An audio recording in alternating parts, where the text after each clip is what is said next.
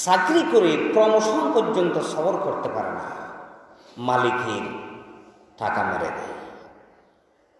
যারা ফকির তাদেরও সবর নাই, 5 টাকা দেন, 10 টাকা দেন, 50 টাকা দেন, মুখ দিয়ে আলহামদুলিল্লাহ বের হবে না, আরো চাই, আরো চাই, আরো চাই। প্রত্যেকের অবস্থানে প্রত্যেকে কি হয়ে গেছে? ধৈর্য হারা হয়ে গেছে। এক একটা ফকির দৈনিক 500 টাকার উপরে ইনকাম করে।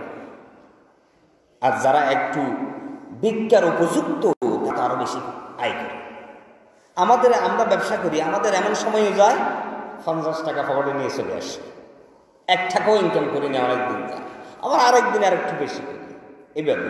কিন্তু ফকিরদের এভাবে যায় না।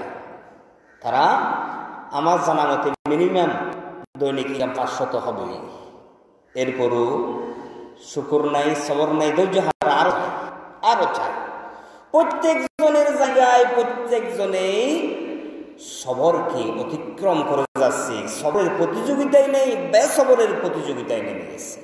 আল্লাহ তাআলা বলেছে, তোমরা সবর করো, সবরের প্রতিযোগিতা করো। অন্য মানুষরা কিভাবে সবর করে, যারা দ্বীনের কান্ডারি ছিল, যারা আমাদের আইমা ছিল, নবী রাসূলগণ, সাহাবীগণ, তারা সবরের দৃষ্টান্ত রেখে গেছেন। তোমরা ওগুলো দেখো, ওগুলো দেখে দেখে সবরের প্রতিযোগিতা করো, সবর এখতিয়ার করো।